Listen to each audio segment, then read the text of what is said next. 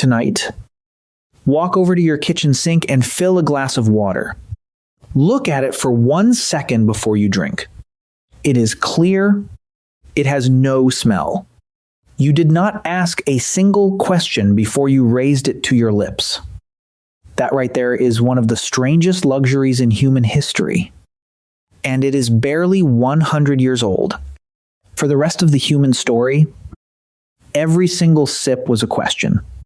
Will this water keep me alive? Or is it already killing me? And nobody anywhere had a way to know for sure. Here's the part that should scare you. The real enemy was never the dirty water. The real enemy was the clock. Your body can only last about 3 days without a drink. On day 1, you can afford to be picky. By day 2, picky starts to soften. And by day 3, thirst will march you back to the exact same muddy pool you walked away from yesterday. And it will make you kneel. Thirst does not just make you weak, hour by hour. It takes away your right to say no. So how did our ancestors decide where to drink? With no tests, no microscopes, no idea that germs even existed. The honest answer is they never knew for sure. What they figured out, over thousands of generations paid for in funerals, was how to turn a blind gamble into a smart one. Here is how they did it. Picture a small group of people crossing a stretch of land at the tail end of the dry season. The grass has gone the color of old rope. The ground is cracked into tiles that crunch under their feet. The stream they trusted all season, the one they have been drinking from for months, is now a ribbon of dried mud winding through the valley like a scar. You can feel what is happening inside their bodies. The mouth goes sticky first. Then the eyes start to ache. Then every step gets a little heavier, a little more expensive. And that is the cruel math of finding water. Walking to find it burns the very water you have left. Every hour of searching drains the tank you are searching to fill. Move too little, and you die where you stand. Move too much, and you die on the way. So this search could not be a wander. It had to be a hunt. And it had to be right. Now, here is where it gets interesting. You and I could stand on that same dusty ridge, look out over that same valley, and see absolutely nothing. Dead grass, bare rock, empty land clear to the horizon. The oldest hunter in that group looks at the exact same view and sees a page covered in writing. Watch what she reads. She reads the slope of the ground because water always runs downhill. And a person who cannot see water can still follow the land the way water would. Every dip, every fold, every low seam in the valley floor is an arrow. She reads the trees. Out in the middle of all that dead yellow, there is a line of green, not a patch. A line. Those trees are not lucky. Their roots are drinking from something buried, something the sun cannot reach. And that ribbon of green is the shadow of a stream nobody can see. She reads the old riverbed, the cracked channel that held water 2 seasons ago, because dead rivers leave wet basements. She reads the base of the rock wall on the valley's far side, where springs like to leak out of stone. She reads the birds crossing the evening sky, because birds fly loose and lazy most of the day. But a bird flying low, fast, and dead straight at sundown is a bird with an appointment. And then she reads the ground itself. And the ground gives up the biggest clue of all. Tracks. Antelope here. Wild pigs there. Zebra crossing from the north. Separate trails. Different animals. different days. All of them slowly bending, curving, folding in toward the same point ahead. Like the spokes of a wheel closing in on a hub. Every animal out here is thirsty too, and every one of them is voting with its feet. Now, hold on, because this is where most survival stories get it wrong. The tracks were a clue. They were never a promise. Plenty of animals can drink from water that will put a grown man on the ground for a week. Their bodies grew up with that water in ways ours never did. Following the herds could lead you to a pool. It could not tell you one single thing about what was waiting inside that pool. And those converging tracks carried a second message. A darker one. Though we will get to that soon enough.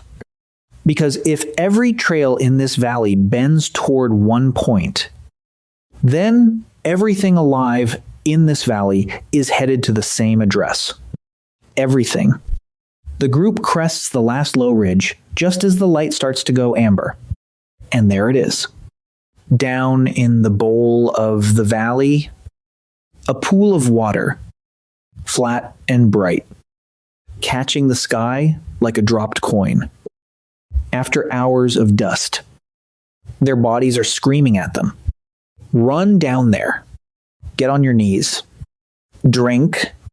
Nobody runs. Nobody drinks. They stand on that ridge and they look, because finding the water was only the first test. The second test is the one that kills people.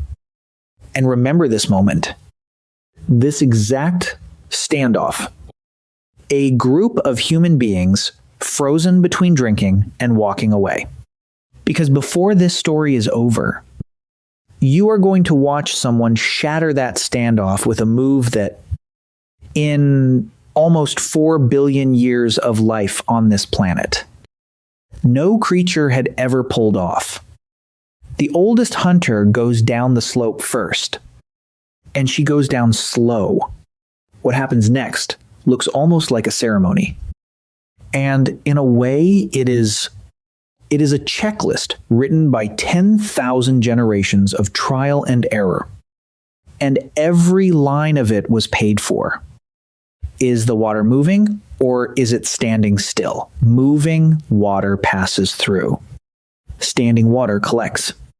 She kneels at the edge and studies the surface. Is there a film on it?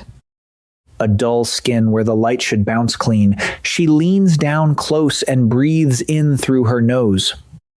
Hunting for the one smell everyone in her group learned as children. That faint, sweet rot. The smell of something dead upstream. She scans the banks for carcasses, for droppings, for the greasy mud where sick animals have been lying. And she asks the oldest question of all. Where's this water coming from? What is happening to it in the hills above? In all those places, her eyes cannot go. Every test she runs makes the odds a little better. Now here comes the hard truth underneath this entire story. Every single one of those tests can be fooled. If you saw our story about the war to keep food alive, you have already met this enemy. It is the same one. Water can pass every test a human being can throw at it.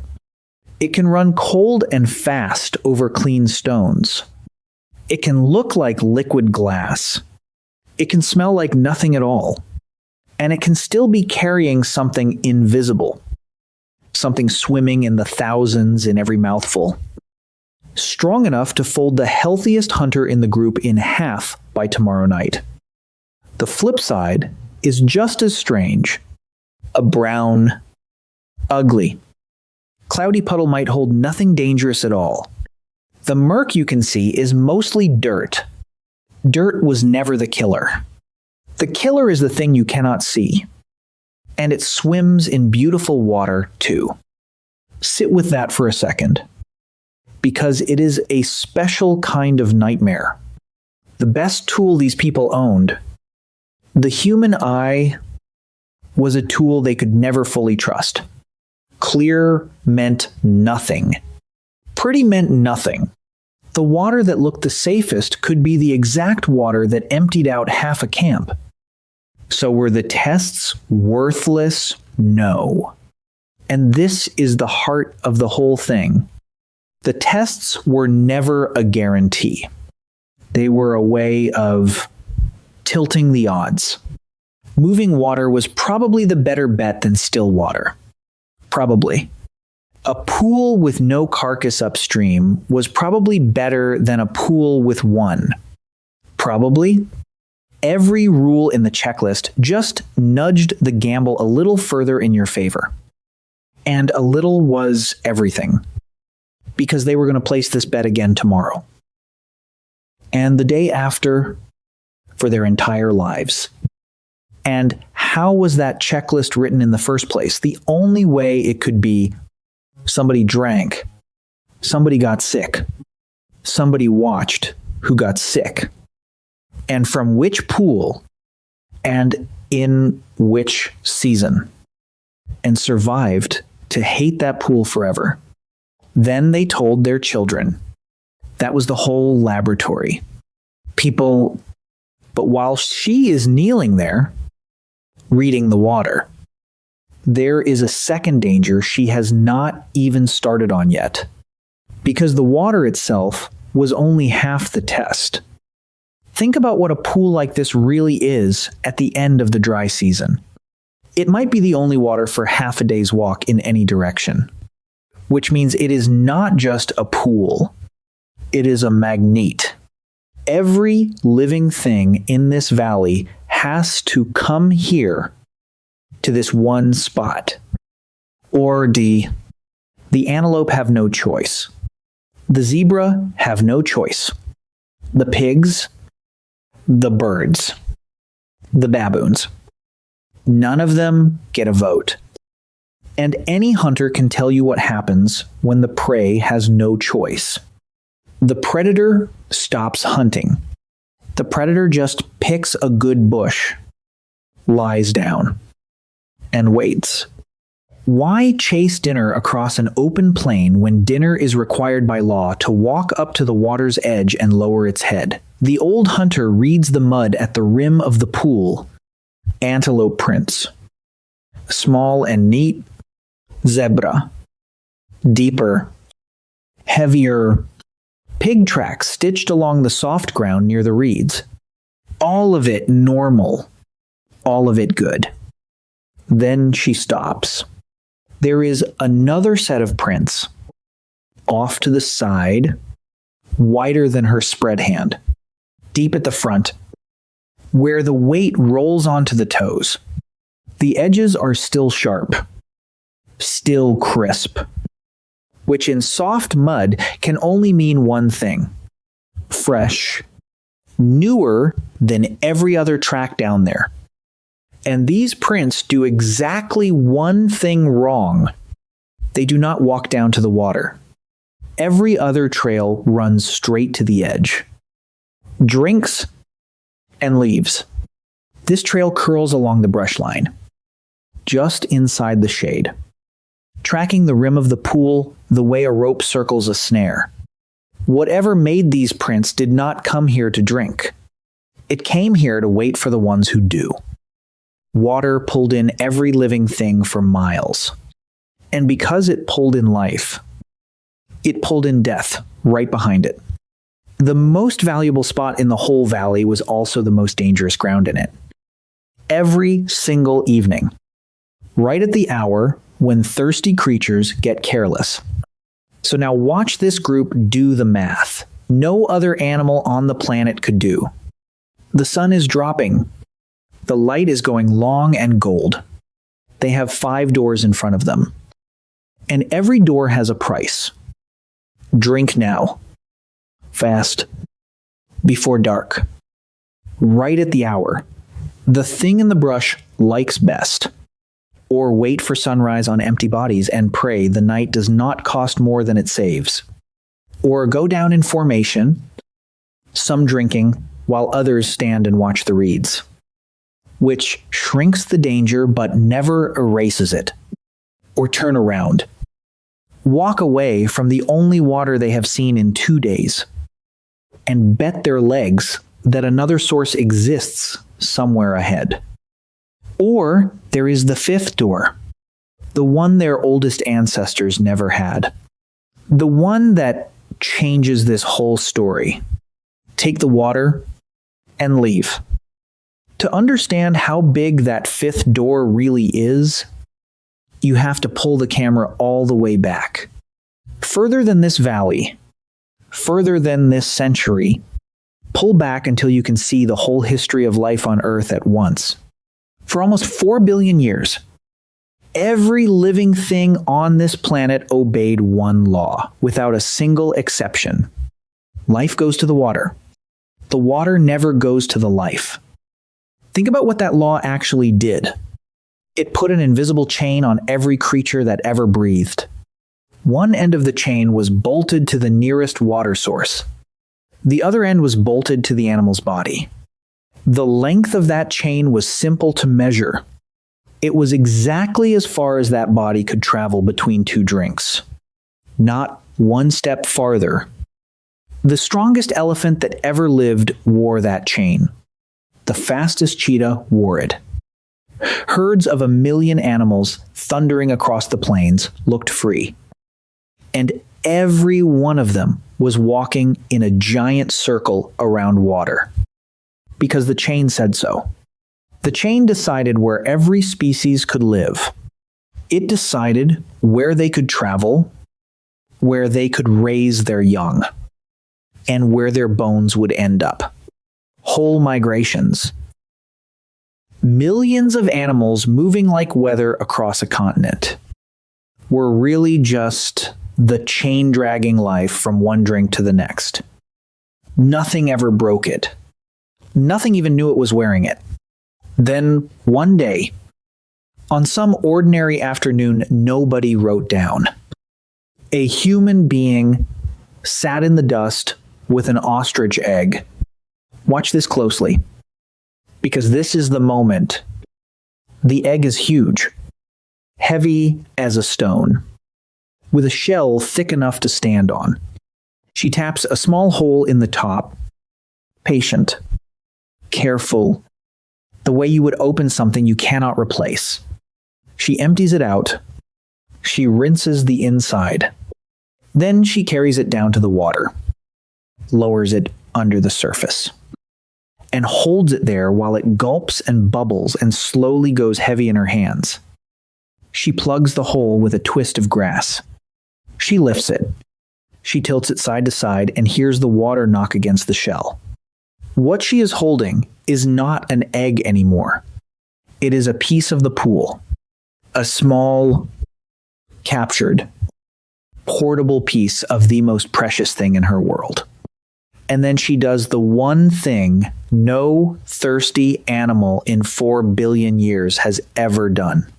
She stands up, turns her back on the water, and walks away from it, carrying it with her. The chain just snapped. Go back to that ridge now. Back to the 5 doors and the prints in the mud. And watch every single problem come apart. The predator in the brush works on one schedule. It waits by the water because the water forces everyone to come at drinking hour and stay while they drink. A person with a full shell does not keep that appointment. She can come at high noon. When the hunter in the shade is fat and lazy and sleeping off the heat, fill up in minutes and be gone long before the dangerous hours begin. The camp changes too, for ages. Thirsty creatures had to sleep near water, which meant sleeping next to the magnet. Next to the one spot, every claw and tooth in the valley visits nightly. Now the group can haul their evening water up to high ground, to a defensible ledge with clean lines of sight, and sleep where the hunters are not. The weak stop dying first. A carried shell of water reaches the people who could never reach the pool. The toddler, the hunter with the torn leg, The old woman whose knees gave out 10 seasons ago, but who carries 30 years of maps behind her eyes. Water starts flowing toward the people the group cannot afford to lose. The dead zones open up. Every desert crossing, every dry ridgeline, every stretch of land, more than a day from a drink, used to be a wall. Now it is just a distance. And a distance can be planned for, and there is one more power hiding inside that shell. The quietest one and the biggest one of all. A person carrying yesterday's clean water can stand at the edge of today's ugly pool. Look down at the film on the surface and the sweet, rotten smell coming off it, and say no. Remember what thirst does. It takes away your right to refuse. Hour by hour, it drags you back to the water you already rejected and makes you kneel. The shell hands that right back, with water on your shoulder. A bad pool stops being a death sentence and becomes something almost unthinkable. An option you can decline. That egg was not just carrying water. It was carrying the right to say no. And in case this sounds like a nice campfire story, it is sitting in a museum. At a place called Deep Kloof Rock Shelter in South Africa, archaeologists dug up fragments of ostrich eggshells that people had turned into containers around 60,000 years ago. And here is the detail that gives me chills. The shells are engraved, carved with patterns. Deliberate designs scratched into the surface. Nobody decorates trash. You decorate the things you keep. You mark the things that are yours. The things you carry. The things you need to recognize among everyone else's. 60,000 years ago, water was already something a person could store, carry across country, and quite possibly own. One honest note about fire, since somebody always asks. Yes, heating water can make it safer. And people were cooking with hot stones and simple containers deep in prehistory. So some water surely got boiled along the way. But there is no good reason to picture every ancient camp boiling every mouthful every day. For nearly the whole human story, picking the right source mattered far more than treating a bad one. So the shell solved distance. It solved the predator's schedule. It solved the bad pool. But a shell holds 1 gallon, maybe 2. Sooner or later, it runs dry. And when it does, out in the middle of open country, one question decides whether everyone walks out of there alive. Where is the next water? The answer to that question was never a tool. You could not hold it or trade it or dig it up. The answer was a person. Picture the worst season anyone can remember. The rains failed. The river died early. The pools the group counted on are cracked plates of mud. One after another after another. The shells on their shoulders are getting light. And the land in every direction looks exactly the same shade of dead. And the whole group turns and looks at the same woman. She is the slowest walker they have.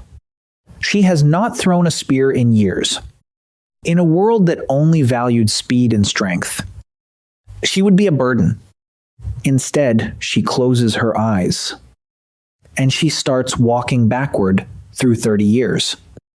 She is looking for one specific memory, a seam in a rock face, 3 ridges to the east, where water kept seeping out of the stone at the end of the driest year of her life. She was young then. She remembers drinking from it with people who are gone now. She remembers exactly which shoulder of which hill hides it.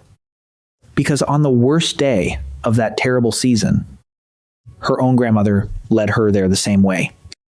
Half the people who ever drank from that seam are not alive to remember it. She is. So tonight, everyone lives. Now look closer at the map she is carrying behind her eyes, because it is nothing like the maps we know. Our maps show where things are. Her map shows what things cost. That spring in the eastern hills is marked reliable, and the mark was paid for the year. The group gambled on it and won. The wide pool by the sycamores is marked poison after heavy rain. And that mark was paid for 3 seasons ago by a child. And nobody in the group will say that child's name near that water. The seep under the red cliff is marked trustworthy in drought. And it earned that mark in the hungry year, when it was the only thing standing between the whole group and the end of their story. Every single rule on that map is a funeral, folded up small enough to fit inside a sentence. Drink here, never there, not in flood season, not standing in the open at dusk. Each warning sounds simple, almost casual. The kind of thing an old woman mutters as you walk. Underneath each one there is a body. That is what this kind of knowledge really was. It was never studied the way we study things. It was paid for, one person at a time. And the survivors were handed the receipt and told to memorize it. The most valuable thing this group owns is not the spears and not the shells. It is the 30-year archive walking around behind that woman's eyes. And the group treats her accordingly. And they never trusted it to just one skull.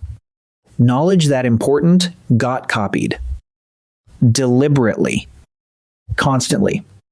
Around the fire at night. The near disasters got retold until children could recite them. Elders dragged the young on long detours for no reason. The young could see, except that the route itself was the lesson. Places got names, and the names did work. Call a spring something that means Old Faithful. Call a pool something that means the place of crying. And the map starts teaching itself. Generation after generation. That was the system. People died. And the map got sharper. The map got sharper. And fewer people died. Now come back to your kitchen. Come back to that glass you filled at the start of this story. The one you never questioned. Here is the truth about why you did not have to ask. Every piece of that ancient system still exists. It just moved out of human skulls and into the walls of your city. The old woman who memorized the seam in the rocks became the survey maps and the reservoirs, the checklist at the water's edge, the eyes and the nose that could never quite be trusted, became laboratories that test your water over and over, every day, and actually see the invisible killer that 10,000 generations fought blind. The engraved shell on somebody's shoulder became the pipes running silently inside your walls. The whole map, every marked spring and every poisoned pool, every lesson that cost a life, got poured into steel and concrete and put on duty around the clock so that you would never have to carry any of it. So tonight, when you turn on that faucet, pay attention to everything you do not have to know. You do not have to read the slope of a valley. You do not have to spot one green line of trees in a dead landscape. You do not have to kneel in the mud and smell for sweet rot, or check the brush line for fresh prints that circle instead of drink. You do not have to remember which spring survived the last great drought, or which beautiful, clear, perfect-looking pool took a child 3 seasons ago. Your ancestors had to know all of it, every day, without ever being wrong. They never found a way to be certain which water was safe. What they found was something better. They found ways to make each generation's gamble a little smarter than the last. And they kept at it. Funeral by funeral. Lesson by lesson. For longer than we can honestly imagine. Until one day a child was born into a world where clean water pours out of the wall. That child is you. Every glass you fill without thinking is the end of the longest search our species ever made.